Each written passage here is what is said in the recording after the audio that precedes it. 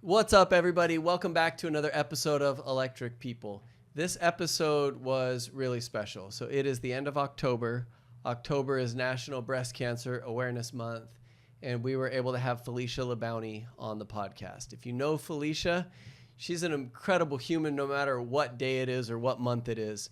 But having her here during this month to talk about her story has been incredible. So she shares very openly with us about, she's a sales rep. She's got a very rich and exciting life and has been struggling to beat and live with stage 4 breast cancer with many different complications and things that come along with it. So we were joined by Kim Wathen, who's a good friend of hers, a leader here in the street. And it was awesome to have her with us as well. So if ever you've thought that maybe you're going through something that the rest of your coworkers, the rest of the world doesn't understand, if ever you've had imposter syndrome, if ever you've struggled to look at yourself in the mirror, if ever you've wondered if you have the right stuff or it's the right time to be doing this or going on in your life, if ever you've thought, can I actually do it? This is an episode that I think you'll listen to more than once. So thank you so much to Philecia and to Kim for joining us, and sit back and enjoy this very special episode with Philecia Labounty. The street is where we create. We call it suburbanpreneurship. Mixing big company resources with an entrepreneurial spirit. This is Electric People.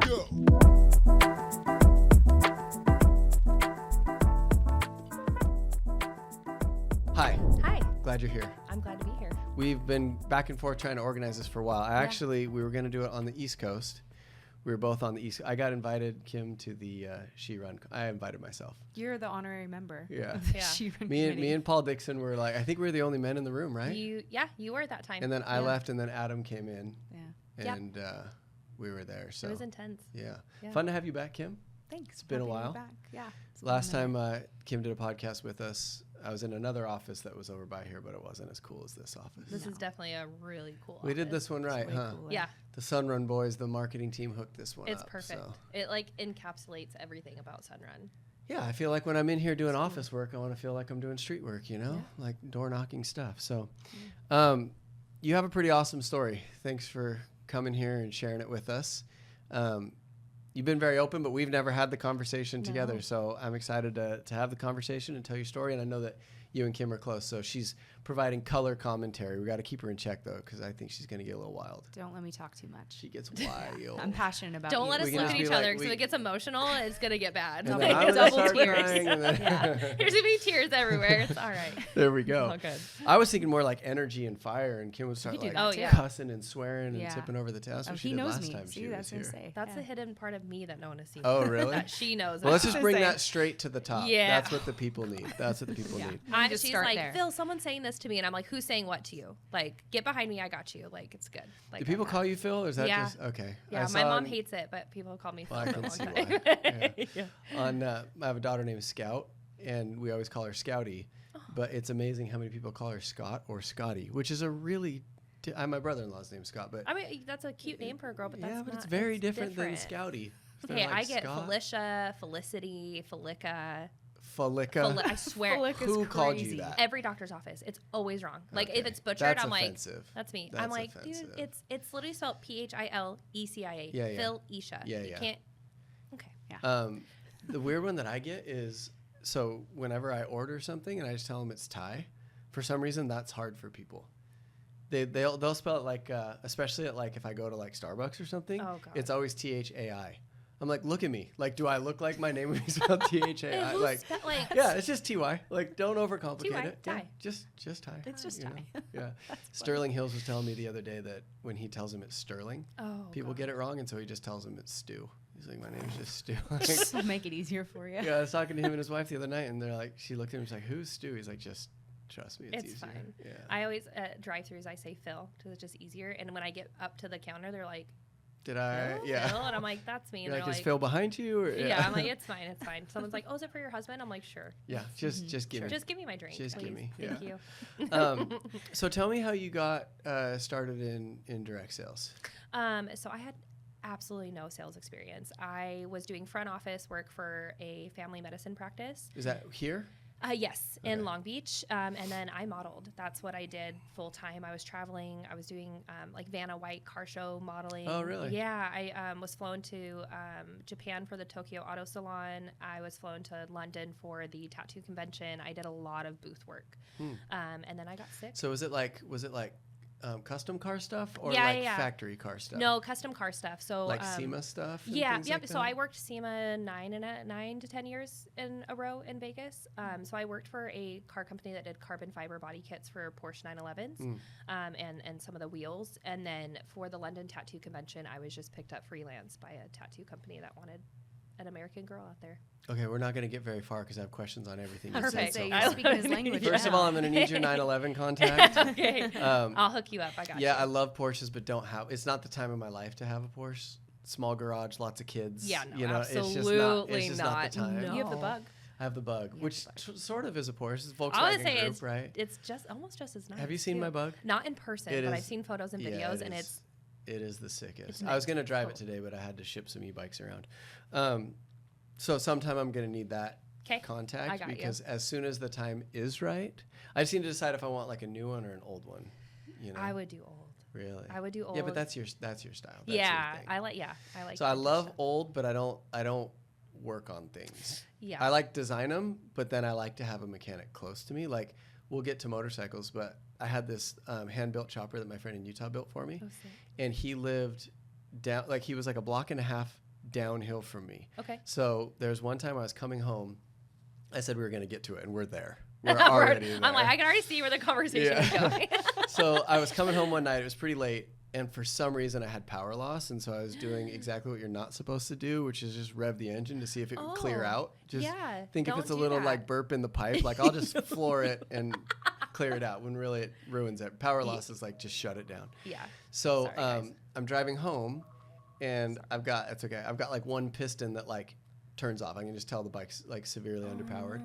And so I wake up the next morning and I text my mechanic and I was like, hey, something's wrong with the engine. And he's like, dude, I heard you coming home last night. And I was like, okay. So I sat on it, didn't turn it on, and just cruised it down to his house. That's what I need. Like, Okay. if I have to sit on it on the freeway, I don't want to work on Like it. down, So- you're like, just mechanic. leave it yeah, there. so, but it was like, oh, it was such a nice thing because it was literally like I could walk to his house, pick it up, and no Yeah. Ubers or anything like that. But anyway, the other thing is Japan. I've never been to Japan. What? I know. I feel like there's a lot about Japan. I really love Japan. Like I I feel even like- like Japan's like American interpretation of motorcycles, muscle cars, stuff like that. Like, and I've never been there. Well, you just went recently. I just right? went. Yeah. I've gone twice now. We just went in November of last year. Where'd you go? We went to Tokyo, Yokohama, Kyoto, and like 4 other cities. Is this along for the way. modeling stuff or for No, so just we, fun? so Moon Eyes, the car show is in December. So we went the end. I'd actually gotten out of the hospital the night before and flew out 4 a.m. that next morning to Tokyo. Jeez. Yeah, she was like, if you're cleared, you get cleared at 4 p.m. on Monday. You leave 4 a.m. on Wednesday, and I was cleared at 4 p.m. or Tuesday. I was cleared at 4 p.m. on Monday and left at 4 a.m. Brutal. on Tuesday. It was intense. That's insane. But it was just, I feel like we're kindred spirits. You know, I'm wearing Moon Eyes shoes right now. oh my god! No way. You know what's crazy is it is so surprising to me that you have not been there because I know. it is you. Yeah. Yeah, I would It love is it. up your so alley. I would love organized, it. so clean, so efficient. Just the mechanics of everything. Like half the time, I just stared at stuff and I was like, "We Americans are barbarians. Like we are just so far behind. Like what are we doing?" Yeah. So it's almost like you don't want to leave because it's just like this magical land of like people thought of things that would make your life easier and they implemented it in an easy way. Like some stuff here, I feel like they're like, "Oh, this will make your life easier," and it doesn't. There, everything does. It's amazing. Yeah, it's more of a design than a convenience thing because there's a lot of things Yeah. here that make your life easier, but they're wasteful or they're not Yep. like designed with the same like intention or whatever. You know what I mean? It's not intentional. Yeah. Yeah, 100%. And it's so cheap. We did 10 days, including flights, randomly picking hotels in different cities for $2,900. I was like That's trying to crazy. spend money.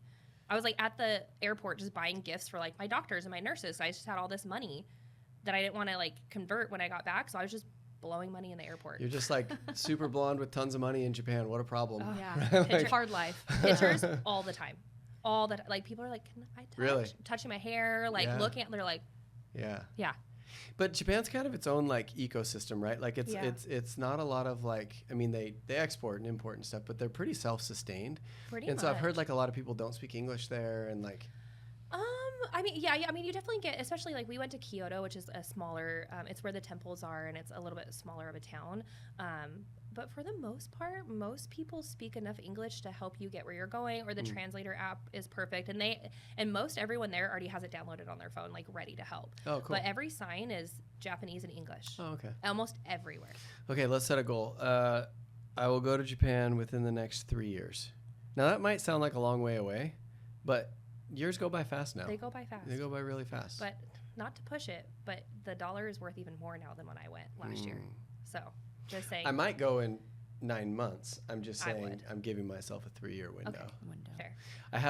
I made a commitment when I did Paul Dixon's interview with him that we were going to race Baja within 5 years, and I started a timer on my phone, and then I've had like 5 new phones since then. So I need to check on that. I got some things I need to fulfill on. Well, if you need help with Baja, my boyfriend worked for PCI Race Radios. We can get you all set up. There we go.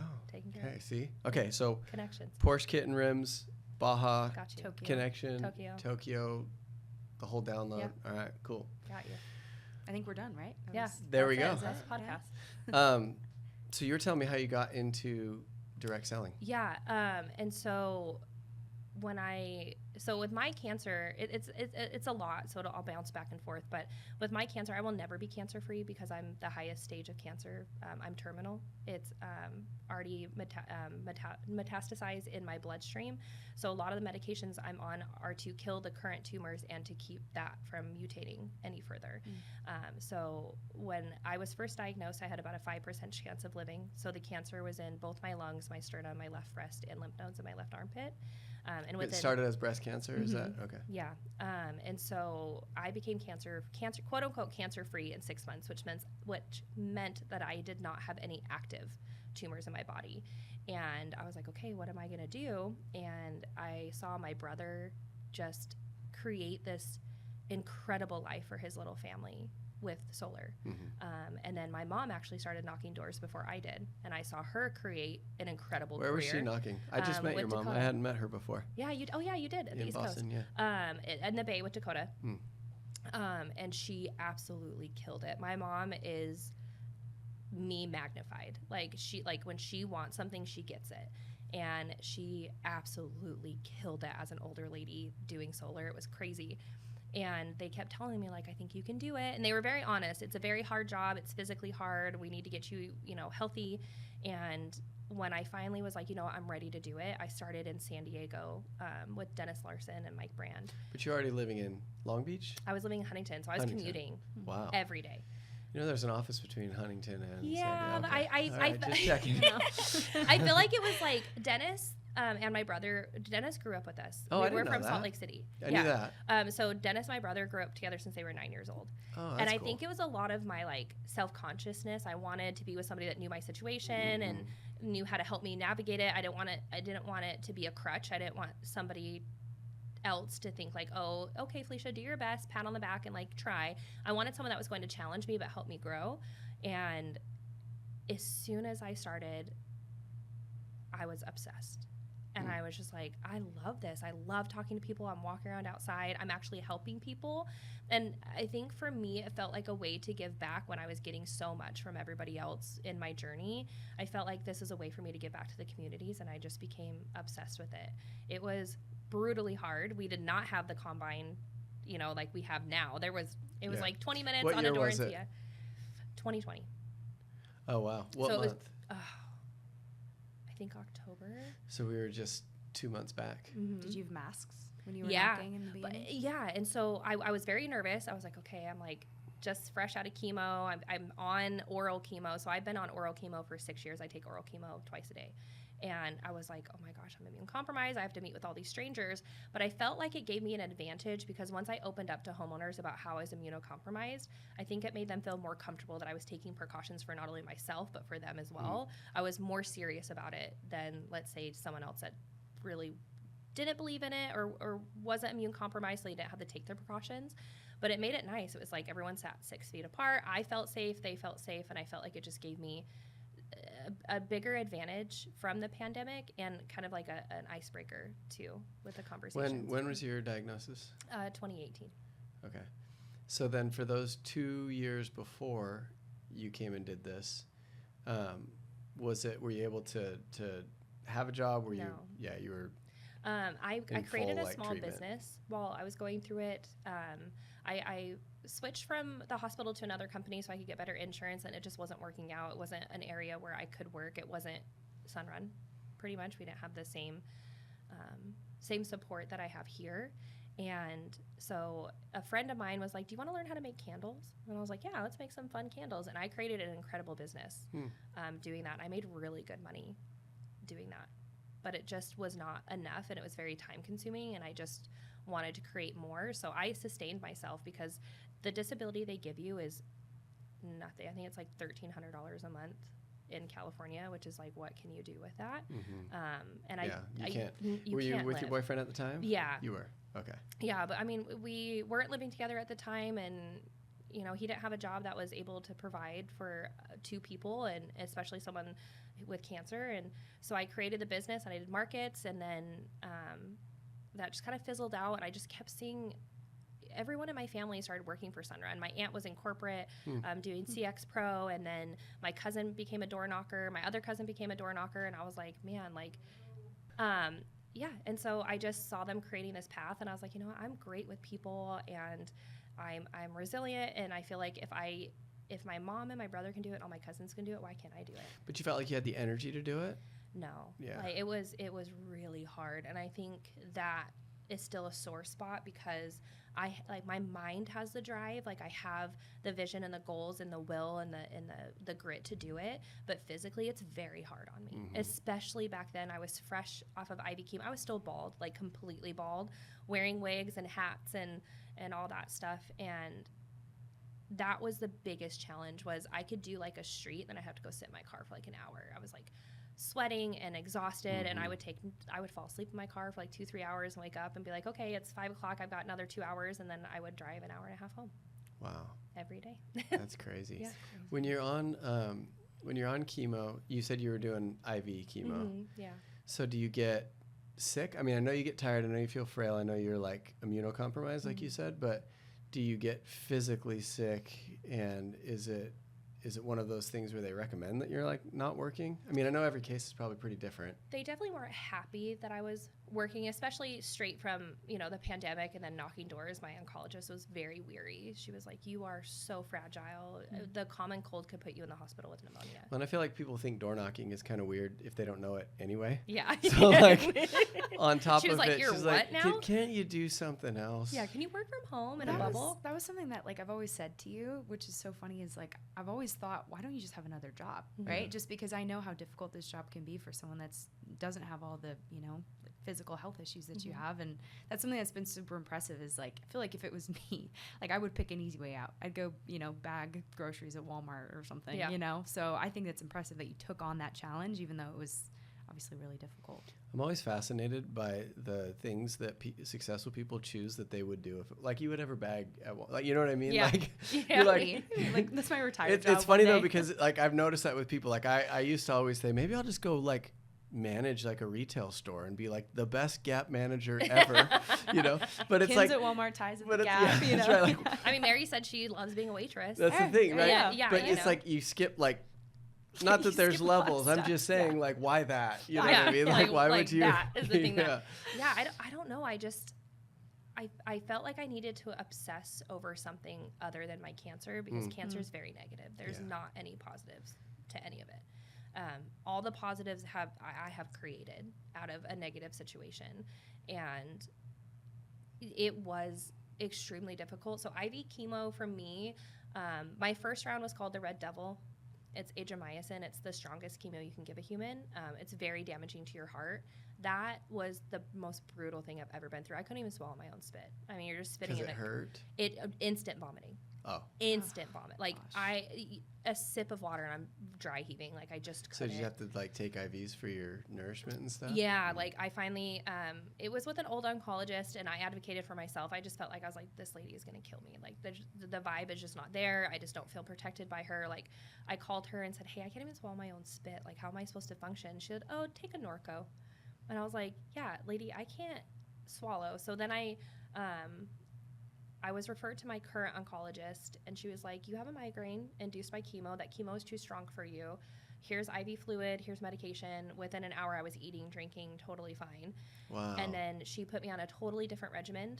And I never vomited after that. It wasn't like your typical, I mean, I looked sick. I was extremely frail. I was probably 50 pounds lighter than I am now. Absolutely no hair. Just sunk in it. I looked, that was the only time in my journey that I looked sick. Like there And was this no is what hiding year? it. When you're So probably the end of 2018, okay. 2019. And 2019 was spent just recovering from all of it. So I think the reason why I advocate so hard for cancer patients is everyone thinks, oh, you did the medication and the scans are coming back. You're all good to go. And that is the tip of the iceberg. And we all know what's underneath the surface. And that's what cancer is. So the entire year of 2019 just spent recovering. Chemo kills your whole body. It just happens to kill cancer faster. So I was killing every cell in my entire body, my mind, every joint. I couldn't even walk. When I woke up in the morning, I would have to like stand there and my mom would have to massage my feet or help me walk down the hallway because my joints would lock up. The chemo brain was so intense. There were some days I couldn't remember what I did yesterday, or they would take my cards away from me because, and the oncology tells you that, like, hey, take any credit cards, debit cards away because you just don't remember ordering things, or you need that immediate dopamine rush. Yeah, something positive, something. And so packages would show up, and I'd be like, who ordered that?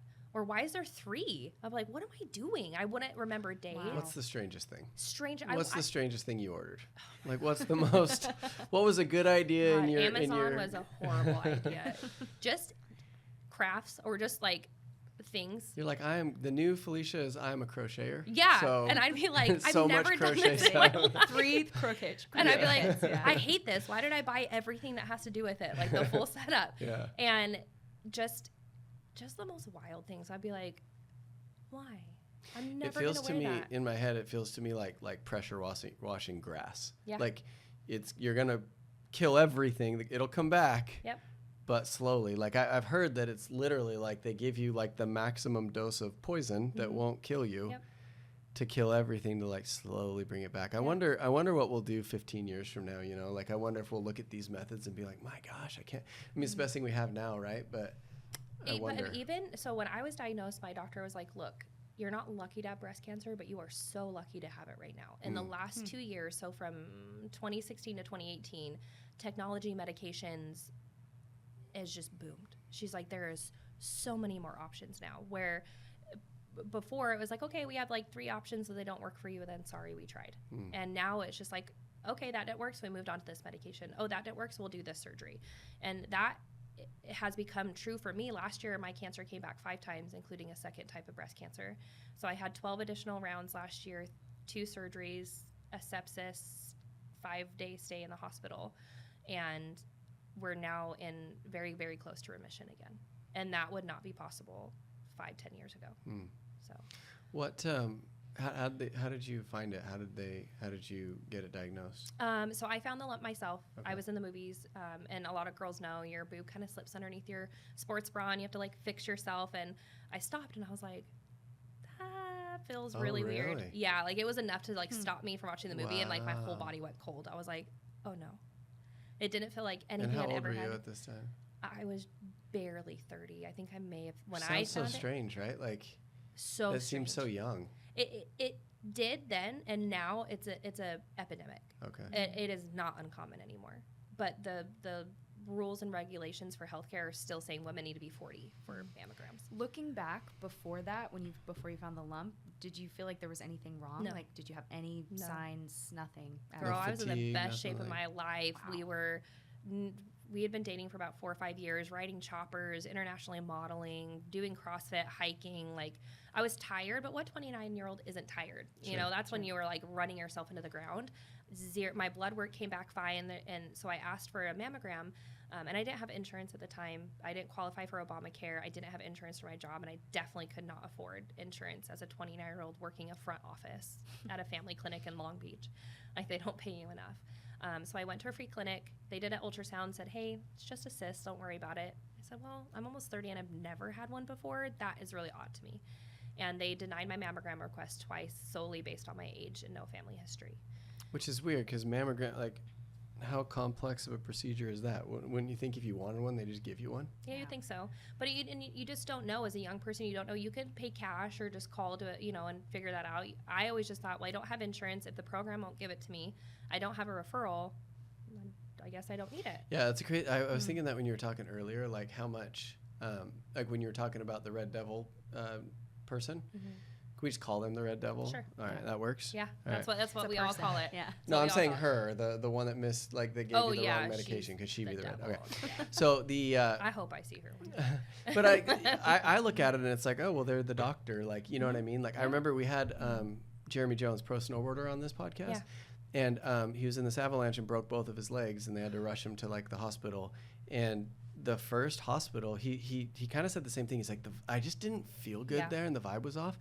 And they were, I believe they were thinking of cutting one of his legs off. And ultimately he was like, no, take me to another hospital. And he's snowboarding now at like a high level. He's fine. Like, I mean, he's got some stuff associated with it, but he almost lost his, and it's like, wow. At what point do you question the professionals? And how do you know when you're 30 and you're scared and this thing just happened and you don't know anything? You know a lot about it now, but you didn't back then. I knew nothing. It's a weird thing to know how hard to like push back or question or get other opinions. Yeah, I feel good. I don't look sick. I'm not quote unquote a cancer patient. Well, and even when you're taking the Red Devil, like how do you know if it's too strong? Like you've never had cancer or treatment before, And that's why I push so hard for advocacy, and I post.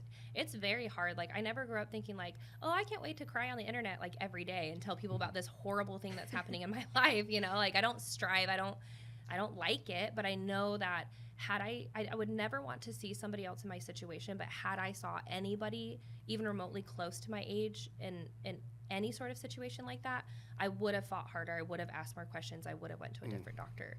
And so that's why I am so open with what I do. If one person hears my story and they go be seen by a doctor because of me, or they change their doctor, or they question it, or they send it to their wife or sister and that saves their life, then my job is done. Well, statistically, that's likely going to happen. Like, what are the odds now? You said it's 1 in 4 women will get breast cancer. 1 in 8 persons will get cancer. Do they know why it's more common? No. They have not found. Breast cancer is so wild, and there's so many different variants. Like I'm BCRA2 HER2 positive, hormone negative. I don't know what that means. Yeah, neither did I. And I still barely do. I'm like, I don't know. Like people ask me, are you triple negative? I'm like, I don't think so. I don't really pay attention. That's my doctor's job. Yeah. And it's not that I'm being ignorant. I'm just not obsessing over something that I can't change. And I found my care team that has my back 100%. And so I have my job with Sunrun. That's not my job to obsess over it. My job is to knock doors, and I let them do their job, and I trust them fully.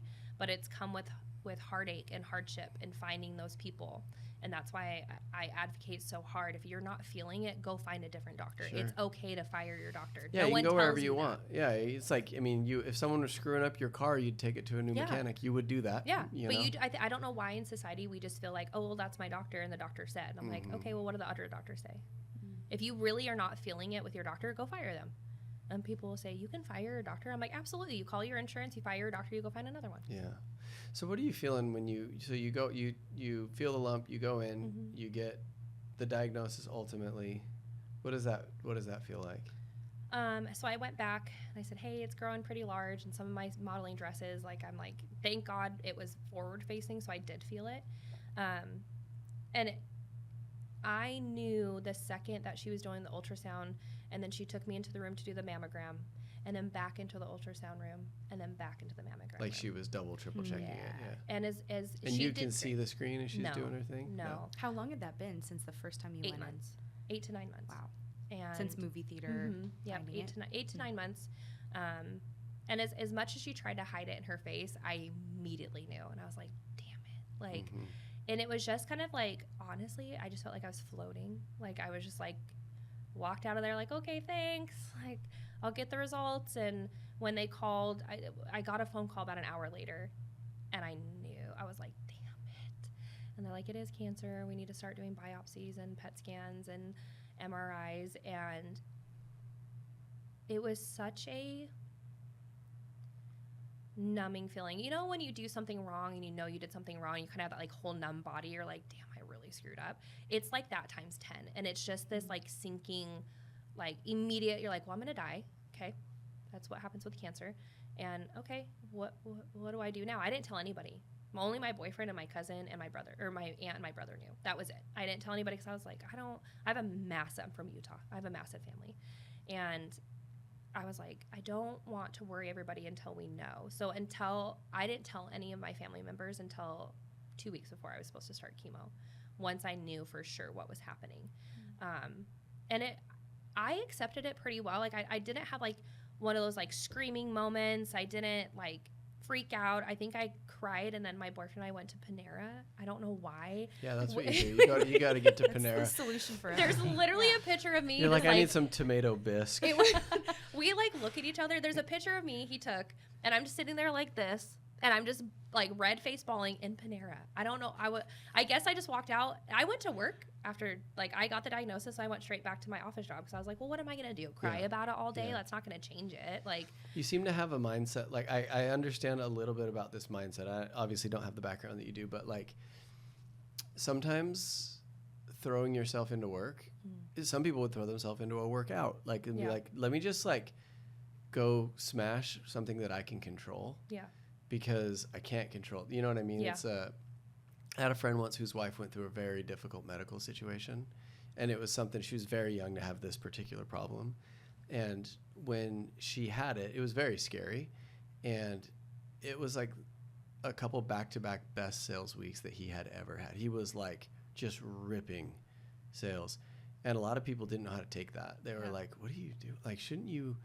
And he's like, there's nothing I can do about it. Like, what am I supposed to do? And so if nothing else, let me go perform. And at least I'll be able to provide for the best like healthcare and things like that. But honestly, like it's going to be worse if I stop, you know? And I think people deal with things differently, but I actually kind of understand a little bit about that, where it's like, hey, let me like, and we don't have a lot of experience, especially at like 30 of like thinking no through. Yeah. Like who's to say if you went home that you would have good thoughts? And there's no way. I felt like I was just going to go into this dive, and I didn't want to tell my family just yet because I was kind of in denial, and I was like, okay, like how bad can it be? When they told me it was breast cancer, we didn't know that it had spread.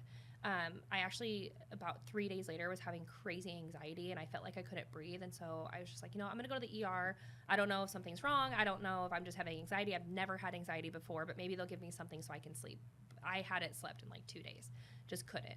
And so we go to the ER, and they're checking me over, doing all these x-rays.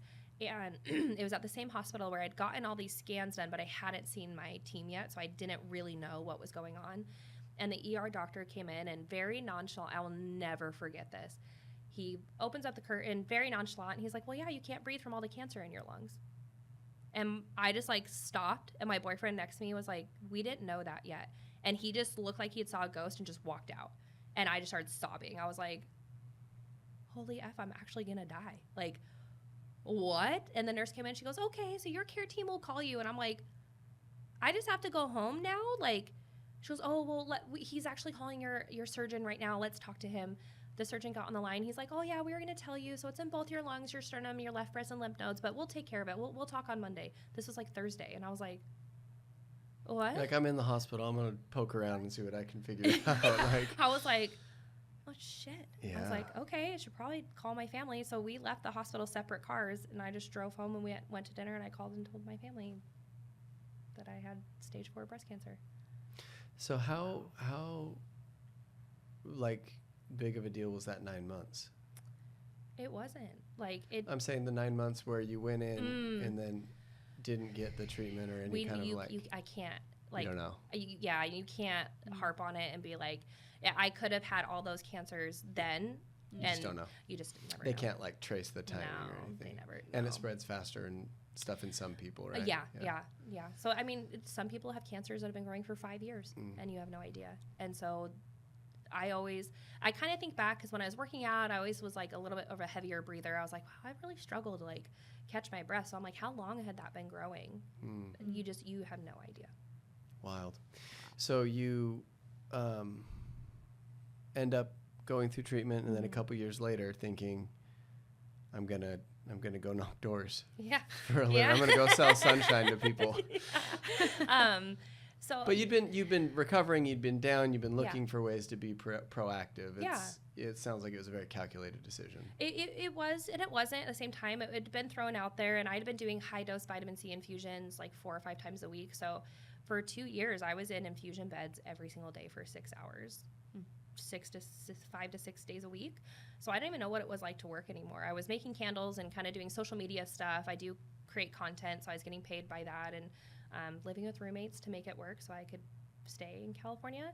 And I was talking to my brother, and I was like, I just want to provide, and I want a job that gives me the freedom to be a cancer patient and to also enjoy life, because I am on death's door. I don't want to sit at a 9 to 5 at a desk anymore and waste my life. And no offense to anyone that does that, but for me, I was just like, I can't sit in this room for 8 hours a day after almost dying.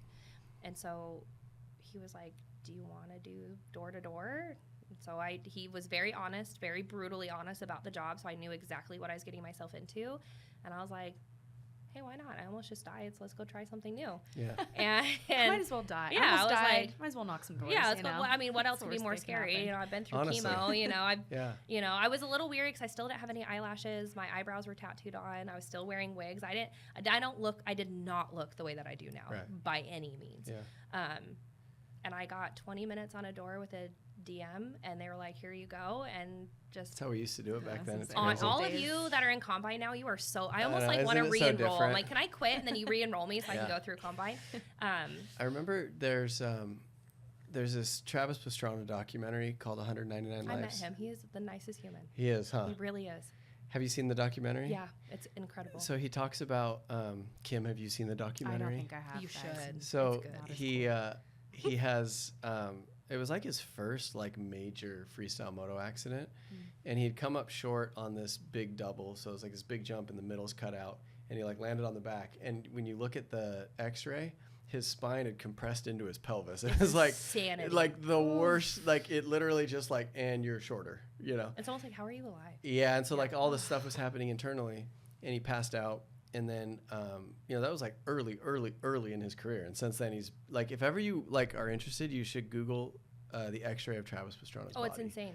It is so, his skeleton is so incredibly broken. Like, I mean, it's all patched back together. Yeah, everything. But when he's talking, he's like, you know, because most people would do something like that, and then they're like, oh, I could, like, you would come out of this and be like, I have to be very careful. I almost died. I'm not taking any risks, whatever, you know. And he said, I actually think I learned the opposite thing. Yeah. He's like, I learned that there's only so much pain a human body can take or it just shuts off. So I passed out, and it really wasn't that bad. And so after that, I just wasn't scared of anything anymore. And I think everyone else is like, that's not the lesson that you were supposed to get. That's not what you were supposed to learn. But what a great mindset for you, where you're like, listen, I've faced the scariest thing that I can think of. So this doesn't seem that scary to me anymore, you know? And then having done it for so long, actually all of us having done it for so long, you realize that it's actually scarier in some ways to not ever try, or to sit and not be in control of your income, or like, what if you do have short time? Do you want to like be on someone else's schedule? No. Like, right? So no. Thank you for sharing that. That's an interesting thing to me, but I immediately thought there's like, they make that joke about YOLO. Some people are like, YOLO, so go ballistic. And then some people are like, hey, careful, YOLO. Yeah. Like, you only live once, let's stretch it out. Yeah, you know let's what I mean? keep that one life. YOLO are you? Yeah. But I think there's a really positive mindset, and I'm starting to like understand the way that you think about stuff that says, listen, like the worst case scenario I've already looked at. It's already happened. Yeah. And I survived that. So I was like, I did modeling, so I'm not scared of strangers. Like I'm not a shy person by any means. And if I can create income like my brother has, my mom has, and I can still live life. Like, that was so vital to me. I was like, Kim knows I travel all the time. I'm constantly doing stuff. I'm a yes person to everything. You want to go to Disneyland today? Okay, yeah, let's do it. Well, I'll go knock doors and I'll go to Disney. I don't want to and go then to Disney, but I understand what you mean. I'll The crowds, We're the gonna go kids, after the this. whining. Yeah. You know, I'm always just like, yeah, let's do it. So I wanted something that was going to provide the life that I wanted while Yeah. also giving me the freedom that I love it. needed. And there's no other place like Sunrun. Yeah, so many people. Iron Cowboy once said to my brother, they were having this conversation, I think like on the golf course, and he had said, you know, a lot of people, what does he say? Choose the destination and accept the path versus choose the path and accept the destination. So what you're talking about is you want the end. So whatever I got to do to get there, that's fine. And I understand that. And I think that mindset's really helpful, no matter what people are going through. Like, to be able to say, like, I know I want to live a life on my own terms. And so if I have to do this thing that's embarrassing or difficult or makes me feel uncomfortable for a little bit, then that's fine. Yeah. Then there's other people that are like, I don't care where I end up. I just don't want to be uncomfortable, Yeah. which is, I don't understand that mindset I love being personally. uncomfortable. Yeah. I feel like the best things in my life have come after I've got past that uncomfortable feeling and forced myself to do it. Had I stayed comfortable, I would not be sitting here with all of you. I would not have the opportunities that I have. I would not be changing my life and creating my own path. And yeah, every day there's something uncomfortable. But I have found like a passion for obsessing over the uncomfortable moments, because what comes afterwards is so incredible. Yeah. We were talking, I can't remember what context it was, but we were talking to, it might have been a team, but it's interesting because seeking comfort leads to discomfort, right? Like, oh, I want to be comfortable tonight, so I'm going to sit in and eat pizza and lounge around. Well, you do that enough, you're going to be really uncomfortable when you can't walk up a hill comfortably. Or a lot of people are like, oh, I'm going to work until I'm comfortable and then I'm going to stop. But then what happens if you get sick? Or what happens if someone that you love needs help and you can't help? That's very uncomfortable. Very uncomfortable. And so I've learned that it's weird, but like, the more you pursue discomfort, the more ultimately comfortable you'll be. Pursuing short-term comfort leads to discomfort because it minimizes your options. Absolutely. So even in your situation, think about it. And I don't like, hopefully it's taken in the right tone. I don't want to minimize it at all, but like, what could you do? You could sit there and be more comfortable than you were and not push yourself. But then what options do you have? Or you can say, well, at least I'm going to like get outside some and try this thing. And if I fail, whatever, it's not the biggest deal in the world. If I succeed, you actually can be more comfortable. You can have more options. You can you know what I mean? Like, I just felt like I could work really hard and create income that I would never be able to anywhere else. And it was the same mindset. I said, well, if I get sick again, I don't want to live in poverty because disability won't give me enough to survive and I won't be able to enjoy life. And if I do die, am I going to be happy thinking, oh, well, I'm glad I was comfortable sitting at this job that was giving me a check every 2 weeks? Or I can be uncomfortable and work really hard, so when those times come that I need to rest, I have the means to be able to do so comfortably and still live my life. Yeah, it's a vehicle, right? Like it's a vehicle, and how you drive the vehicle ultimately determines the experience. Yeah. So when you a lot of the things in talking to people about your experience that they say about you, people have been talking good about you behind your back. Oh, good. I was like, oh. Yeah. Hopefully all like good you. things. Been caught talking good about you. Good. And I actually had an experience with it too. Like, I'd seen you.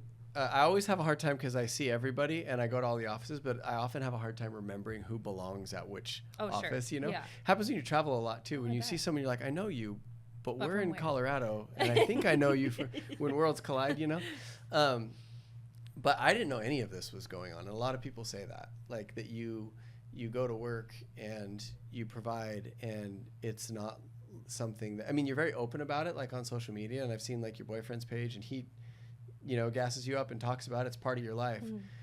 But it's crazy to me that it's not. I didn't know that for a couple years after. Really? I didn't. Yeah, know I that just. at I first didn't. either. I guess I just didn't assumed that know. everyone says something and everyone kind of knows. So I just Yeah. don't. When did you come to the Orange County office from San Diego? It's been 2 years. So 2022. Yeah.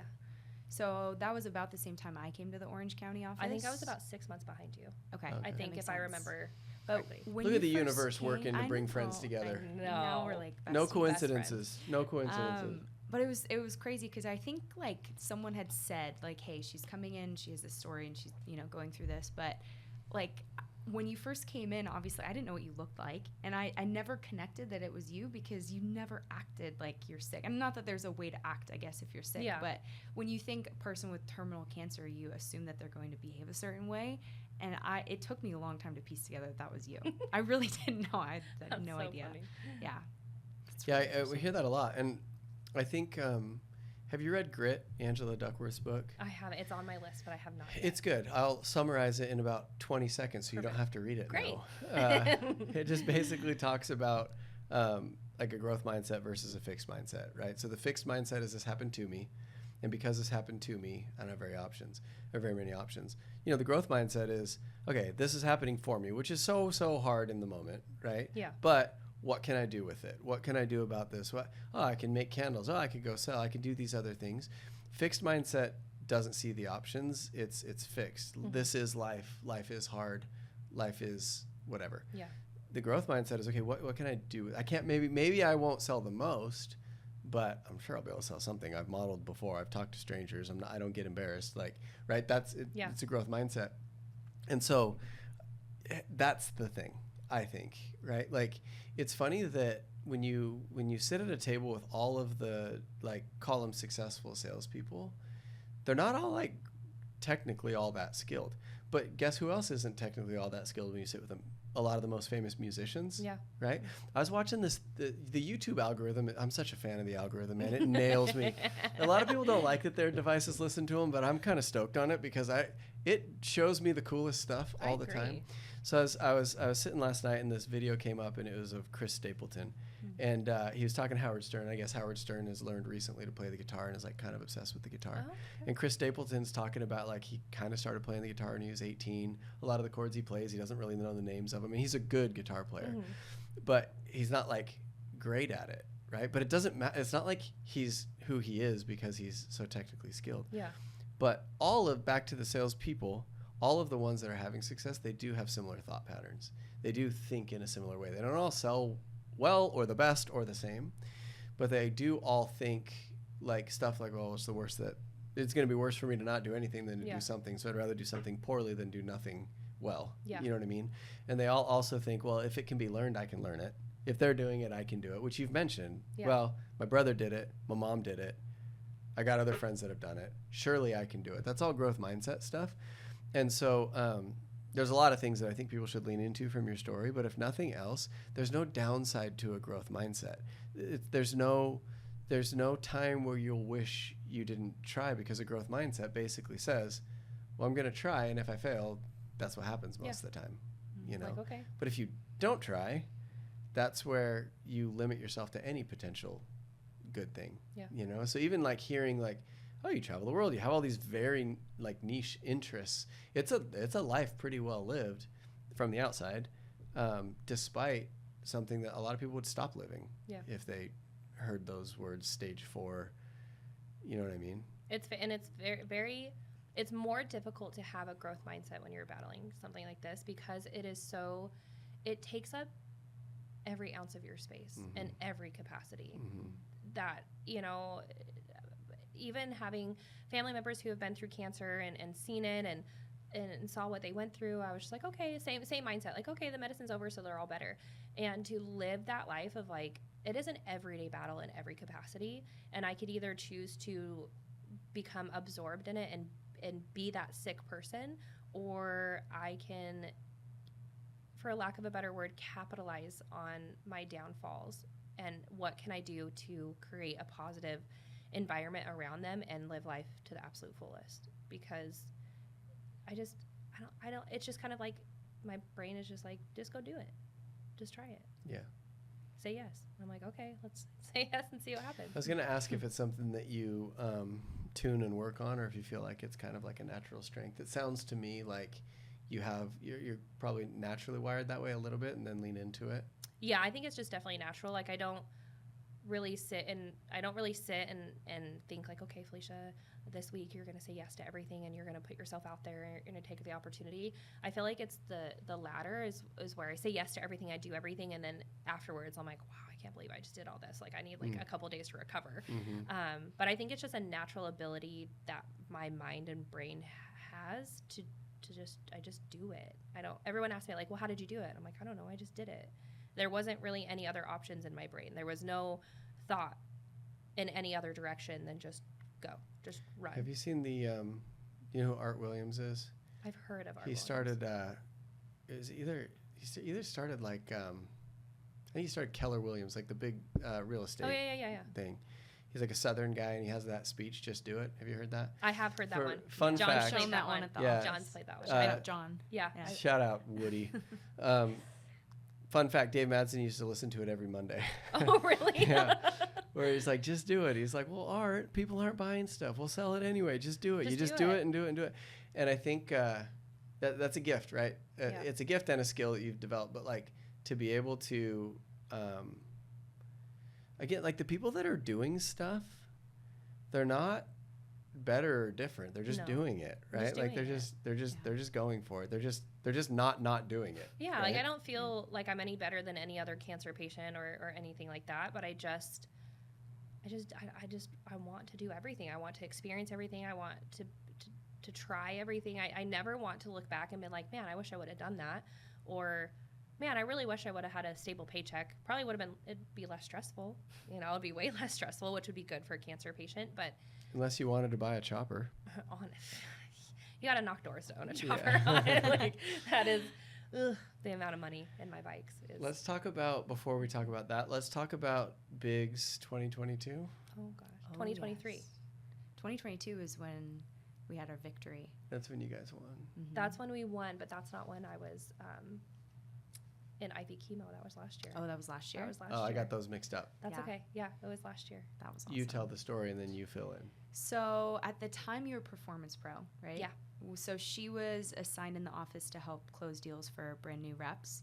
And you were going through IV chemo. That was that list you just listed, right? Mm-hmm. It was last year. So IV chemo is like, what, 4 hours a day, 5 hours a day? Probably 6 to 8 hours a day. And you just sit in it like dialysis, right? Yeah. Yep. Just like that. You just sit in a room hooked up and it slowly drips into you. Yep. So they do a huge bag of IV hydration. They do Benadryl in case you're allergic to everything. They do pre-meds, which is usually steroids, and just anything else your body needs, and targeted therapy as well. So chemo kills everything, and targeted therapy kills cancer more than everything else. So we were hitting it hard because I was battling 2 types of breast cancer last year at the same time. IV chemo is you're plugged in, you're getting IV Benadryl and all that stuff. So 8 hours a day. So I'd go early morning before I would go knock. I didn't know all those details even. This was my whole experience of it. Was we knew that you were out and you were helping people, and then it's the bigs. Everyone's out hustling and we're working long hours, and it's like it was probably 8 p.m. and there's just a picture in the group chat, and it's of a hospital bed, her little toes and her feet poking out, and a laptop, and it's all of the bubbles checked for a verification call. Yeah. And it's like 1 assist for a rep that's obviously not in the room with her. And I just felt like that was such a good picture of who Philecia is, because I mean, it's one thing like what you're just talking about. Like, it's one thing to say, hey, I'm going to choose to fight and I'm going to choose to always do that for yourself. But you're doing that for other people. Like, you're closing that deal for a rep that doesn't know what they're doing, and you're getting chemo dripped into your body. Like, can you talk about what that was like from your perspective? So I just became a Performance Pro when I had my reoccurrence last year, my first one. And I was like, oh, God, like, okay. Like, the Performance Pro was new. It was new to all of us. And I was, like, so excited to just be working my way up in leadership, which is something I still want to do in Sunrun. And I was like, okay, Phil, like, you cannot fail just because you have cancer. Just because you have to go through all this again does not mean you fail. And I was just so determined to support the people that support me, and the company that gives me the life that I've always dreamt of, and even a life I had never dreamt of, but now that is my dreams and that I'm living them. I was like, I have to represent my family, my team. I have to support. And it was just like a no-brainer. I was like, well, I'm just sitting here, like, I just might as well sling some yeah, solar, I'm like, hey, can I have a private room? Because I had to make a phone call, and I would just do BCs over the phone. I sold my doctor. I've sold several of my nurses. Really? Yeah, I've sold other cancer patients. Like, you're like, we're both in the room together. We're going to be here for a while. Yeah, I'm like, so do you own a house? We got to talk about something. Oh yeah, they're like, how's? And I'm in my Sunrun gear because I literally would get out of chemo and I would just go straight to doors. because I knew the next day would be worse for me. So Yeah. I was like, okay, I can hurry and get this done while it's still kind of doing. And yeah, I don't know. I just did it. This job allows you so much freedom to be able to create your future and the income that you've always dreamed of and help others reach their goals with very little constraints. I mean, the fact that I could sit in a doctor's office and still close a $10,000 deal is mind-blowing. Yeah. So I'm like, why would I not do it? Well, and it's perspective, because even 6-7 years ago, we couldn't. No. So you could think, oh, I have this sickness and so I can't do anything. Or you could think, dude, thank goodness there's, I mean, even like the comp structure now, like you can do more quality, or you can do higher quality accounts and less of them. Yeah. And earn the income that you used to have to do really high volume to do. Yeah, I mean, You also have technology that can help you. We have automation. Ops are fast. Like all those kinds of things now. There are positives, and it feels weird to say like, oh, focus on the positive, because it's like that can seem, especially to someone that's not going through it. But they're there. And again, back to the growth mindset. Like you can find them where it's like, I have this theory that everybody that comes here is uniquely qualified. Like life has uniquely qualified you to do this. Yeah. You just have to look. You're either going to find the reasons it's uniquely qualified you to do it, or the reasons that you're not qualified to do it. But think about it. It's like you mentioned, okay, I love to be social. I love to travel. I like talking to people, and I have certain goals and ambitions. And so then you've had this life that has uniquely qualified you, for this. Kim was going to be a teacher, and she was working really hard and ambitious and going down this path and doing her work, right? And then path kind of went another way. But like, because of the path you've walked, you have this unique ability to connect with people. I was a missionary in South America for a couple of years, like, and sick as a dog down there. And it's like, that was a lot of that was really hard, but now I'm like, it uniquely qualifies you to do it as long as you think that way. Yeah. You know what I mean? Absolutely. And then you start thinking about technology, and then you start thinking about timing of the market, and then you start thinking about world problems and this solution. And it's crazy just to think that the world is where it is, and there's a solution that's better for homeowners right now at the time when you're working. That alone is crazy, right? And then you go back to like, oh, I guess I was the one that could convince all my friends to do things, and I was the one that could always like see the bright side, or I was the one that didn't mind pushing extra hard, or I didn't mind like working in the dark, or giving up part of my summer to work. Like, and then you're like, oh my God, I was built for this. Yeah. But you have to focus on it, You or have else, to focus on that. or else you find reasons why you're not built for it or not good at it, or I feel or like we all battle that every day. Just getting out of the car door, you're just like, what am I doing? Oh my God. Yeah. I could be doing a million other things. Yeah. We call each other all the time. I'm like, all right, Kim, I need you to be my savior today. And she's like, Phil, I need you to help me get out the car door. I'm like, come on, we can do this. We lean on each But other. yeah, 100%. And like you said, it's just a decision. Like you can either choose to live life at the fullest capacity and do something that is really, really, really hard and challenge yourself to do it. And I feel like obsessing over the job is really what has gotten me through my journey. Last year was the most brutal year of my entire life. Just to have it come back. To have it come back 5 times, a different type of cancer. I did my mastectomy last year because we chose not to in the very beginning. So I went through a double mastectomy, a reconstruction. I ended up with sepsis and in the hospital for 5 days.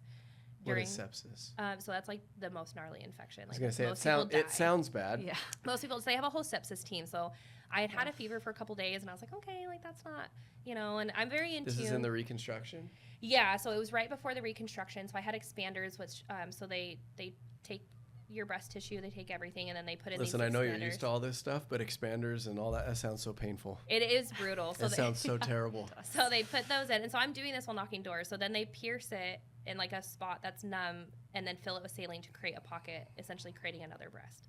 So you're like stretching all this. And so I'd go do that and then go to the doors. And you were doing it where it was like twice a week, right? Because I remember back then when we were working together, it would be like, hey, I'm getting my chemo on Monday. Yeah. So Monday daytime, it's not hit me yet. So Yeah. we can go knock for a couple hours. But I'm going to decline really steep. But then Thursday, I'll be right? back up. Yeah, I'd usually like give that, myself right? like 2 days. So I try to do a lot of my like VCs over Zoom or just like one appointment where I was like, okay, for 2 hours I can kind of put myself back together. I'm sure some homeowners thought I was actually dying. So I'm just like sweating and I'm pale and I'm like, it's fine, just sign the document. And You're in a sweatshirt, it's 90 degrees outside. You're Yeah. just like, they're like, if are you you could okay? if I'm you like, could sign this, that's what I need. if you could just sign this and do this phone call really quick and I can go home, that would Yeah. be great. Thank you. Did you ever, there's 2 things with having your body go through that kind of like trauma, surgery, reconstruction, things like that. especially for someone that's generally used to being extroverted, being out, being active, is, you know, like when action sports athletes, or any athlete really, finds themselves on the couch or in recovery, the depression kind of sets in, right? Because Massive. yeah, you're not breathing fresh air, you're not running, your blood's not cycling through your body, you're not flushing toxins like you normally do, and it ends up being a thing where your chemical makeup changes. Yep. But then also when your body has been through a trauma. So I had this jaw surgery when I was 16, not comparable, but it's maybe the only thing I really understand about what you've gone through. So when I was 16, I had to have my jaw cut and moved and then screwed back together. It sounds gnarlier than it is. But my sweat, like my lymph nodes were literally the size of like hot dogs outside of my jaw. They were just massive. So my face was like really swollen. And I was 16, and I remember I was always skating, riding bikes, all that kind of stuff. And I was down for like a few weeks, and then I had painkillers. And so you're just kind of like bummed. Yeah. But then I looked at my body and I'm like, oh my gosh, like I ruined my face. Yeah. Like this okay. is like you look at yourself and you're like, oh my gosh, like you it know? can never be seen again. Yeah. And so it's like when your soul has to live in that broken shell, I mean, I don't even know if you can describe it. And I maybe understand it at a couple %, but it's like, that's not something you just like growth mindset your way out of. No. That's real stuff. And I can't imagine like going through a double mastectomy and looking at yourself and being like, oh my gosh, like it's gotta be so overwhelming. Yeah. I think I do a pretty good job of masking like the mass depression that I battle literally every day. Every day is a warfare in my head. Like the body dysmorphia, the imposter syndrome, the chemo brain that makes me feel stupid. Like I'll ask him, I'll be like, the word, like, and it gets frustrating because people think that you're not intelligent, but it's just like, no, my brain has just been damaged from poison, and I am smart, but I can't think of it. So yeah, I think the one thing that I struggle to talk with the most is exactly what you're talking about, because I just don't want to accept try not to cry, how incredibly difficult it is to feel like a complete stranger in your own body and mind, and still trying to like be a performance pro and push people and like lead the team and have bigs and like be the strong person that you put out to the world all the time, because that's what I want to be. I project who I want and what I want to become. And then you're at home and the wigs come off and the makeup comes off and you're in the bandages and you just like stand in front of the mirror and you're like, oh my God, like I'm Frankenstein. Like I'm literally, you know, you have sutures everywhere and I have scars everywhere from the front to the back, and especially when I was a model, you know, like I was paid like for my looks, and then you just become someone you just do not recognize. I almost like, I think for a good year, like never looked at myself in a mirror. Like I just couldn't, like I would not look at myself when I would get out of the shower. I would like be mortified going in front of like just you guys, just being in front of like my peers and being like, okay, like I'm having hot flashes, I'm sweating, I'm swollen today from surgery, and just not feeling like yourself is such an internal battle that is not spoken about enough. Like you said, like living in that broken shell, like it just progressively keeps getting worse as the years go by, because now I'm just getting older. And then last year was like they took my entire body apart and try to put it back together the best they can. But when you're in those bandages and you're in the pain and you're sitting there like watching all these people get the VCs, and like I live in Huntington Beach, so I'm like getting these surgeries and people are like going surfing and riding bikes, and you know, and you're just like sitting there on the couch just like empty. And it is one of the most lonely, difficult parts of this journey that I've had to face. And you hit it right on like the nail on the head when you said like you're just in this like shell of a body. And I still feel that. Everyone's like, oh my God, you look so good and you're doing so great. And I'm like, I don't feel like it in any capacity. And so it's deep trauma therapy and antidepressants and just work that you wouldn't think would need to be done, but is so desperately needed. And I'm in the thick of dealing with all of that and trying to figure out how to roll this into a positive and overcome all of this so I can be the better version of myself. But it's really difficult. Yeah, thank you for sharing that. Yeah, you're welcome. All right. Don't apologize. I thank you. That's got to be so difficult to share, but at the same time, if you don't mind, like as I hear you say those things, like a lot of it is there's a mental health element to this job, period. Oh yeah. Right? Yeah. And a mental strength element to this job, and then let alone all the other stuff that is life. And you've got a pretty heavy dose of like life happening to you at the same time. And so everybody feels the imposter stuff. Everybody feels the pretending stuff. Everybody feels the inadequacy and stuff. But what I would hate to see, and you're like a driven person that wants to like perform and show up a certain way. But what I would hate to see is for you to not, like, imagine if you didn't give your body the time to recover. Oh yeah. So, but you gotta like, I would hate if you didn't give your brain the time and your body and your soul the time, because it's like all of those things people need to see me doing VCs. Candidly, that's a you thing, right? Like 100%. we're happy that you're here. We're happy that you're working. We're happy to Yes. support you however, and this is your journey. Yeah. So you have very high standards for Very high yourself. standards, yeah. And I know a little bit about that mindset. Like I know what it feels like to be like, I have to be the one out there. I have to. But a lot of times that's your brain overwhelming. Oh, you yeah. know? You know what I mean? Yeah. Like I think as important as it was to give your body the time to heal before you started like going after it again, we got to find a way to like not carry unnecessary expectation. You know what I mean? Because you have a really inspiring path that's decently hard. Yeah. Right? Like Yeah. I'll give you that. It's decently It's hard. pretty- I don't want that yeah. to sound insensitive. Yeah. But Yeah. at the same time, we often make it harder by saying like, okay, I got to do this. Oh, absolutely. And I think anybody would be like, Philecia, It's seriously, okay. we're all carrying Yeah. 50 pounds and you're Oh, for carrying sure. 200. Like, I call Yeah. Kim all the time, and she's like, "Phil, no one thinks that way." And I'm like, Yeah. I'm "But like, I haven't go done." take a nap. It's Yeah. okay. Yeah. Yeah. Yeah, but it's just like I think when you're supported by such incredible people like yourself and Kim and John and Major and you and my brother, like especially my brother being a market leader, like he doesn't put the pressure on me, but I put the pressure on myself. Yeah. I'm like, you know, like that, like I'm Dakota Labounty's like bigger sister, you know, like I need like he's bigger than me, but I'm older than him, and I need to like. if you do show bad, up. we're going to demote Dakota. Yeah, No. I'm like, I'm gonna. You hear He's gonna fail. My whole family's gonna fail. Like, You go down that. I have this theory that the worst case scenario never happens, because you start to go down that and you're like, I'm going to fail, then he's going to fail, then people are going to think that never happened. Your life has been a series of events where actually you find grace in these moments that you didn't see coming and all that kind of stuff. But I think maybe I'm not in a position to give you advice, but I'm thinking as you're talking, and I've done this for a really long time. And I think what is important is we all have this kind of internal, I wouldn't even call it barometer. It's like a strong sense of like truth of like, you know what represents good work for Yeah. you.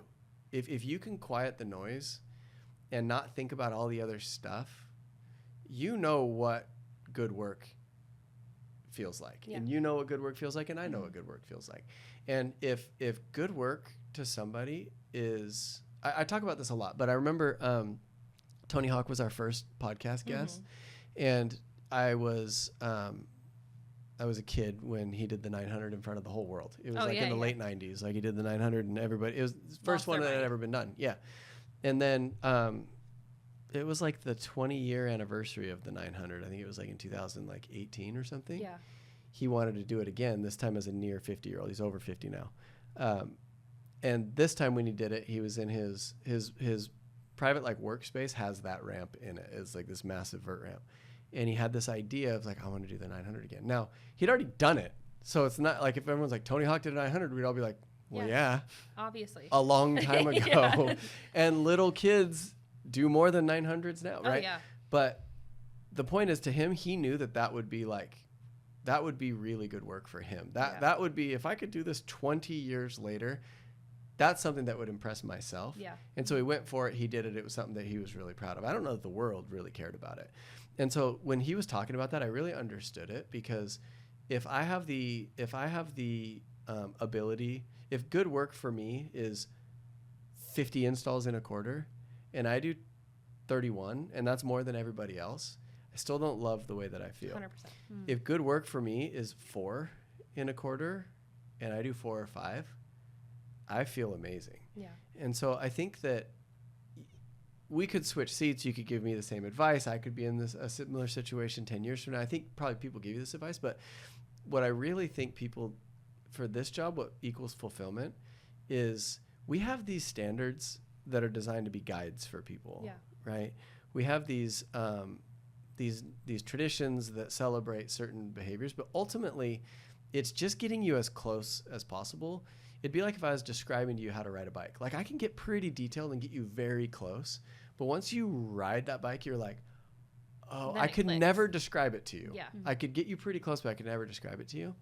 And so that's, to me, like the thing I love about this job is it gives you the ability to do really important and good work, and only you know what it is. And so in your situation, in your body, in your time, in your evolution and what you're going through, you know what it is. I would encourage you to focus on the thing that's going to represent good work for you. And if that's 2 accounts this quarter, get your 2 accounts and we'll throw a party. Yeah. But if it's 10 accounts, we're going to push you to do 10 accounts. Yeah. And that's what feels good. I think when people start to burn out, it's when they start doing other people's numbers and goals and expectations, right? Like, 100%. yeah, like when you're doing important work is work that you do to be fulfilled because it makes things better. Yeah. You even Unimportant just work did is that. someone else's. Yeah. You just did that. That was a couple months ago. She did a 31 days straight. Yeah. She 20. worked I think I ended up doing 23. 23 days straight, no on the breaks. Oh, wow. Yeah. So sometimes they were shorter days, right? Just given how you're was just a feeling. So talk to me minimum about the hours. idea to set that, like you set that up or what? I did. I was just all by yourself. I Just came up recovered from last year, and I was just like, man, like I know I'm capable of so much more. I want so much more. I see the life that it provides, and I want that. Like I want. And a part of it is also selfish too. I'm like, I want to spend money. I want to go shopping. And I also want to go on these epic vacations that I would never be able to provide for myself. And I see what you guys put on and I'm like, I want that. And I was like, you know what? I'm finally feeling the best I've ever felt. I've got through all this surgeries, through sepsis, through 24 rounds of chemo. I'm doing really Through good. the spacers. Through the spacers, through... Spacers. That's what Dude, they were brutal. Sepsis and spacers. Mary literally said that the spacers were so bad that she had them taken out early. She's like, I don't care what size I am, I want them out. Like, Wow. they're just insane. And I was just like, you know what? Like, and again, I don't know why I think like this of myself. I'm like, I haven't achieved anything great, and I want to achieve something great, and I need to be more. I need to do more. I need to do hard work. And I was just like, you know what? For the bigs, for the entire month of August, I'm just going to work every single effing day. Like that's a 2-hour minimum and like as much as possible. And I did. I worked every day till 9 o'clock at night. And then I was back up the next morning out at 10 a.m. Like whatever it took, I was there. And I have never installed so many accounts ever.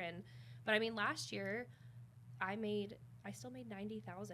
And I only worked maybe 4 months total the whole year because I was just so determined to take advantage of every opportunity that I had. And I'm not a top producer in Sunrun. I've never made like astronomical amounts of money, but for my family and where I am, that was a lot of money. I never made that much money in my life.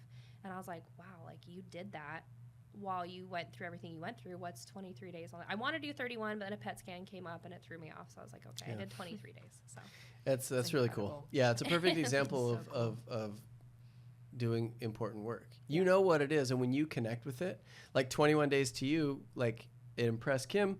It sounds like you're like, dude, I did that. That's It felt really real good. important work. yeah. And had it been 11 and that was right, that's great. Yeah, whatever. But if you knew whatever it was is. 60 and you did 21, right? Like chasing that feeling, even saying like, oh, I've never been a top producer.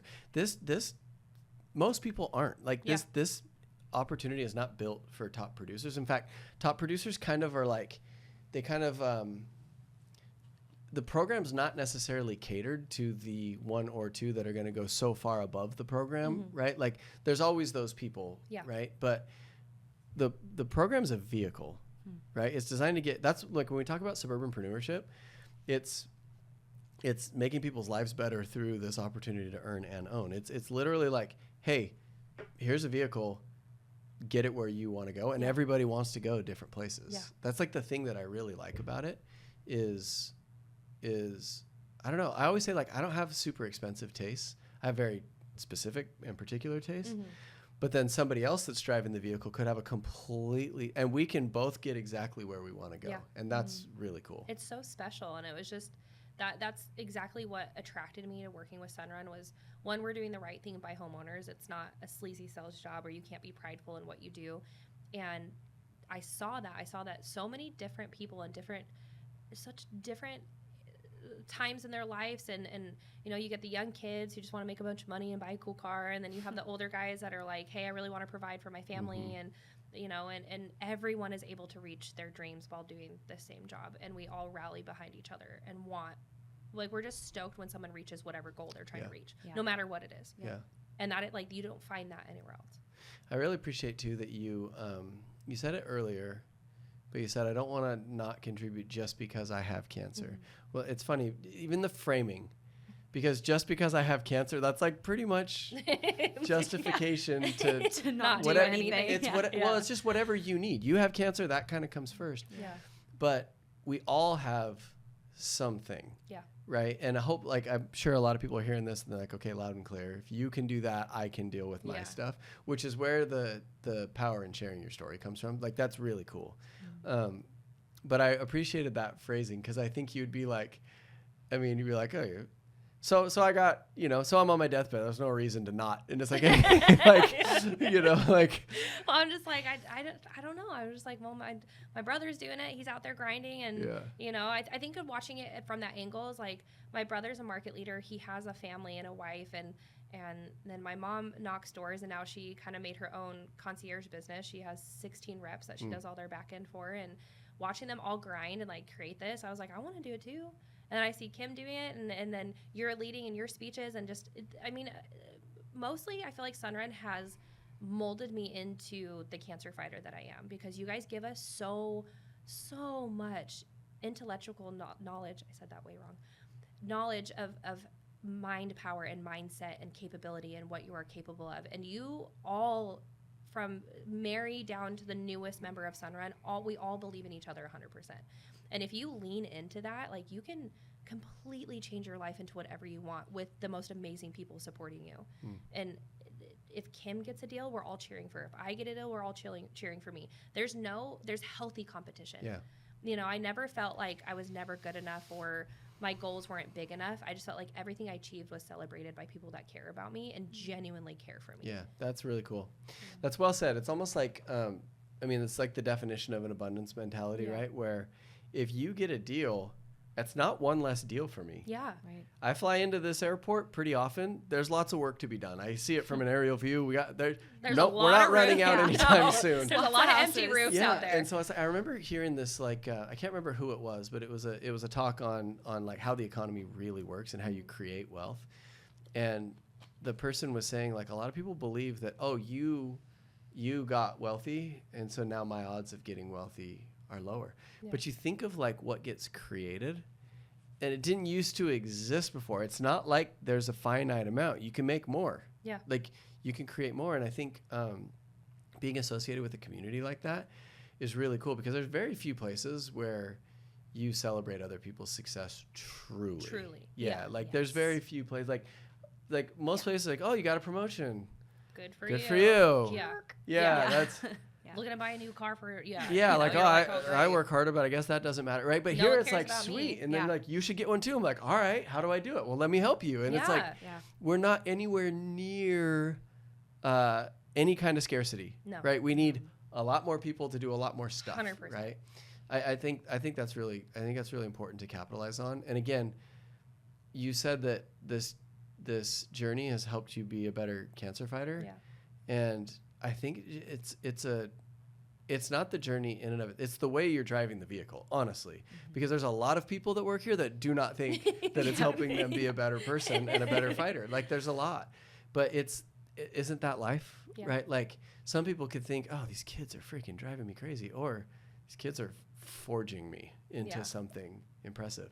And at the end of the day, like, I like to think of, you know, your purpose, like, we talk about it in the street, expansion, right? Like, that's the purpose. We need to expand renewable energy. We need to expand ourselves. The only way that we're going to create amazing things is to become amazing things, right? Like, or else you can't do it. And so as you become more, you're able to accomplish more, but you have to be able to drive it right. You have to be able to capitalize on it. You have to be able to say somehow that the way I look at it is your soul is so strong that the only thing that's going to make it stronger is something that is so heavy that, right? Like think of somebody that's really just muscular and huge. It's like, it's going to take really big barbells to get you stronger. Yeah. Right. Versus someone that's weak. It's like, here's some 3-pounders and go nuts. Yeah. Right. Good luck. And so when I think of like what you're becoming through this, and I appreciate you sharing, because there's a lot of people, myself included, I'm like, well, if you can do this, surely I can be a little embarrassed, or surely I can take some rejection, or surely I can deal with my stutter or my insecurities or my dad or whatever it is. You know what I mean? And I think that's something that is resounding, and I hope you feel that. Like, thank you. We get what we need, and we don't get more than we can handle, or else you wouldn't be able to handle it, and you're handling it. You may not always feel like you're handling it well, but the rest of us are pretty amazed. Thank you. Yeah. You are. It's pretty cool. It's pretty inspiring. It's amazing. Let's talk about motorcycles, at least for a minute. Yeah. How'd you get into motorcycles? And Kim, I don't know if you know this, but she's like into motorcycles. Oh, no, like, she's like hands up on like the motorcycles real of deal. today, the motorcycles that me and my friends ride, they have like, they're big and gnarly and nasty, but they have cruise control. They're they like have couches. Let's they be have honest. stereos It's and nice. they- There's seat warmers. It's like you hand can put, warmers, like yeah. it's, No, you know what I you're mean? legit. Yeah, she legit. starts things that like I had this hand built chopper once, rigid frame, no even springs in the seat, just like and I sat right on that back fender. It was cool. It was freaking cool. I'll show you a picture of it. But it felt like when you're going down the freeway and you see those like horizontal slats, it literally felt like someone was just like speed bagging my kidneys, just. Oh, for sure. And it like they start to hurt, like Yeah. they start to be sore after a while. Yeah. And then it's like, man, maybe I shouldn't ride a hand built chopper anymore. My kidneys are killing How'd me. you get into it, and what do you love about it? So Would you say that's like your thing, like your main thing, or? yeah, it unfortunately cancer has kind of taken that away from me the most, you know. I saw on your boyfriend's Insta where you guys had done like a coastal rip or something like that. Like, yeah, I love riding on PCH. I'm not much of a freeway person. I'm a low and slow rider. Yeah. I haven't done any like long hauls. So my boyfriend has built choppers since before we started dating, and just watching him doing it and going to all the things that he's gone to. And then my grandfather on my dad's side passed away when my dad was really little, and so I never met him. And then I reconnected with that side of the family when I moved to California and found out that my grandfather rode choppers down PCH in the 60s, and I have a patch of his of like an old he's like from the era that everyone's trying to recreate. Yeah, like that Cool. new movie Yeah. that just came out. That was my Yeah. grandfather, and my grandmother said our first date was on the back of his chopper down PCH. And I was like, wow, that's really cool. And I'd always ridden on the back of his bikes, and I was like, God, I really want to ride one of my own. I grew up riding quads and dirt bikes and stuff, and I love going fast. And so when I got into remission the first time, my boyfriend was dead set. He was like, you just beat cancer. I'm not watching you slam into the back of a truck, okay? Like, you're not doing it. That's fair. And I was like, you know what? I'm way more capable. And I think that kind of fueled me. I was like, first of all, don't tell me what to do. And, you know, like, I can do anything. He's like, here we go. Yeah. So he went out of town for work, and I went and did the course. He had no idea. And so he was like, hey, I haven't been able to get a hold of you all weekend. I was like, oh, well, I did something. And he's like, did you get another dog? And I was like, no, but now I think I'm going to, since that's what you thought. I was like, I got my motorcycle license. And he's like, oh, great, here we go. And then he just saw that I'm a natural at it. I'm a lot safer than he thought. And he just started building me choppers, and I started being able to ride them. And I have a 76 shovel head right now, kickstart, that I'm riding, that I'm about to tear apart and paint. And I found the same support that I have in Sunrun in the chopper community. I ride with the Lidas. It's an all group of girls. We all do all girl campouts and rides, and they teach you how to pick up your bike as a female by yourself, and just the capabilities that you learn riding. I think it quiets my mind. I know you know what it's like to ride, and you can't concentrate on anything but the bike and the road. Yeah, I always say I'm a much better husband with a motorcycle. For sure. Because there's something about it. I sound like a total like. It's gonna sound very cliche. Yeah, but there's like a resetting, like metronomical, like meditative, like soul reset that happens. I don't know what it is. You smell everything, you see everything the way it's meant to be seen. You're not multitasking. No, you It gets cold and you feel it. It gets warm and you feel it. You're and alive. It really does kind of like, it's like a hard reset. Yeah. You know, it kind of like clears out your cache and dumps all the apps that are processing in the background, and it's like you feel more present for sure. Like So I've always sold my bikes after I have a kid. Not necessarily because of safety, but more just because of time. Like I just don't have a whole lot of time. It's hard. But recently I've really been getting the itch again. And so generally a year or two after I have another kid, I'll get another bike. And it's like my wife is fully supportive of it because it's like, okay, if you play basketball or golf, then this is your golf. You have to do the things that set your soul on fire or else you're not a very good version of yourself. So I totally know what you mean. And I'm trying to get back to it. Cancer has made it a little hard. I think it's a lot of self-doubt too. Like I'm like, is my hand-eye coordination slower? Like, I get a little nervous being on the bike again, especially in Southern California, as you know. Especially a rigid shovel head that you have to kickstart. I mean, kickstarting my bike like 12 times before I go out is pretty tiring, but she's actually my most favorite bike. She's so nimble and light, and she just rips. There's another female group out of Southern California that I just saw a thing on it the other day. It's this girl that has she converted this bus into a little mobile tattoo shop. Oh, sick. And then she built her own shop where she does I'll have to send you the link. Yeah, send me. I probably know of her. Yeah, it's a group. There's a whole they go to Born Free. They did a Axel's Hideout. Hideaway. My friends do that. I know exactly. But it sounds like a similar group. Yeah, but there's there's multiple of them. Yeah. There's whole little female chapters groups everywhere. Yeah, just like the Litas. There's and they're all creative. They all have really cool and frankly I saw this one just today where this girl had this powder pink frame and then this matte black tank. And then she had these powder pink Red Wing boots and it was actually sick. It wasn't cute. Sick. It was freaking awesome. That's sick. And I was like, yeah, I could never. What's crazy is all my boyfriend's bikes are pink. Oh really? No all way. Pink. Every single bike is pink. He's doing one that's the new Porsche pink that just came out. He's got that in a spray can. Yeah, that carnation kind of. Yeah, looking. it's that's cool. Iridescent. I'm painting mine a powder old school Ford blue, and she's gonna be Babe the blue bike. Oh, that's cool. Yeah, I'm pretty excited about it. That's awesome. Yeah, I actually think I'm gonna ride her to the office on Thursday. I've been meaning to. But it's not like a foot clutch, is it? No. Suicide shift, No, it's not suicide shift. I had a suicide shift before with no front brake, and as fun as that was, it was not fun. Yeah, no. Motorcycles are supposed to stop. Yeah, quickly. My boyfriend is he loves, because he's very clean aesthetic. He doesn't like all the wiring and all that stuff, and I'm like, that's great, but I ran into a curb because I looked for my clutch and my brake, and it wasn't there. And so we sold that one, and it was beautiful, but now this one, I've got dual brakes, and it just makes it just a little bit easier. Well, and you just did a talk about the what do they call it, the cast or whatever, the bust or whatever that you did. Tell me about that. Yeah, so it's for a foundation called Ride to the Warehouse. They do a huge art display, and it's to support Keep Abreast. Keep Abreast has been everywhere. They've done everything you can imagine, but they cast your body, and then you have someone paint it, and then they auction cast it off. with paper mache, or it's what is it? It's almost like paper mache, because it looks like gauze. It's like gauze, and then I was very fortunate to have a very famous car painter, Harpoon, paint it for me.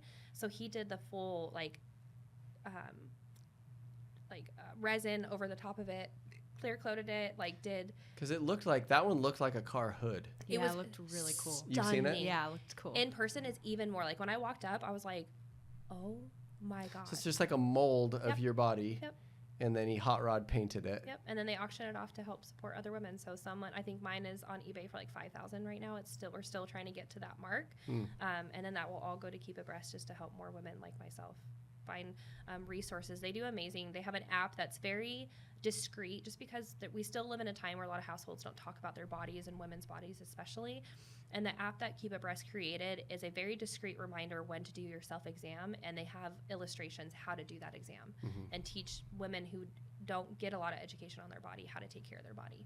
And Keep Abreast they have supported me since day one, and it's just been vital. I thought that was such a cool way to create art and awareness kind of at the same time. And that one looked really cool. I've seen people do the different versions of that, and I've seen people do maternity ones, the belly and stuff cast, like that. Yeah. But that one seemed I was like, man, that actually looks. It's just as pretty in person. And it's kind of your two worlds colliding. Yeah. You know? Yeah, it was really cool. It's we were gonna try to paint it ourselves, and we were like, wow, we are really over our head. And he had gone through some health stuff, not cancer, but some pretty gnarly health stuff. And I just reached out. I was like, let's try. And he's like, I've been wanting to do stuff like this. And he was super passionate about it. And it just... Isn't it cool that people... It's same thing with mentorship. you often ask the people that maybe you look up to or that have accomplished the most if they'd maybe be willing, and they're always the most excited about it. Yeah, like he was like, absolutely, bring it to me right now. And I was like, oh my God, okay, cool. The harpoon's into it. Yeah, I was like, oh my God. Yeah, and he just did I am like blown away by how awesome it was. And we had a display.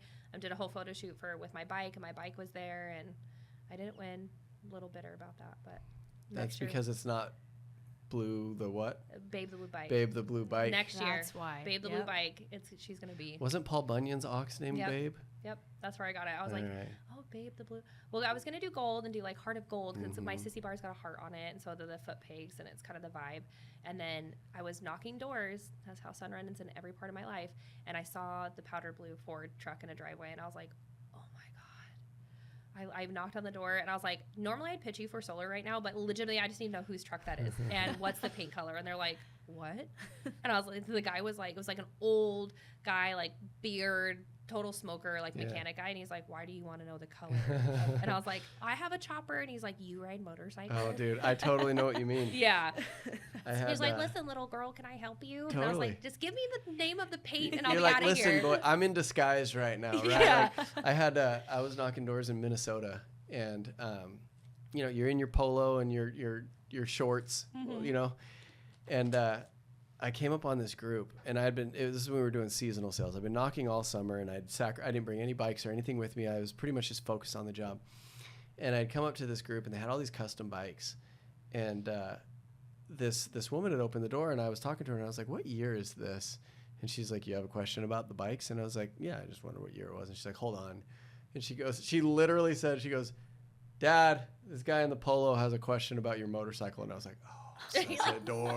Don't say that. Yeah, I'm like, I actually don't say that. I felt so small and nerdy. But anyway, it's good to have. I always talk about the value of having a life you're excited about, especially if you're going to throw yourself into a job that demands so much. Yeah, it's good to have other just a life you're excited about, other things that you're passionate about that you can go into. Absolutely. You have to let me see Babe the Blue Bike when you're done. There's got to be some sort of little ox logo somewhere. I was thinking, I'm like, how could I I don't know, maybe I'll car hop. Or like an axe or something, see if he you can know? do a little pinstriping for me and a little something in there. Yeah. Yeah. That'd be awesome. I'll let you take her first spin. Really? You'll fall in love. Okay. I'll never get it back. I'm gonna take you up on that.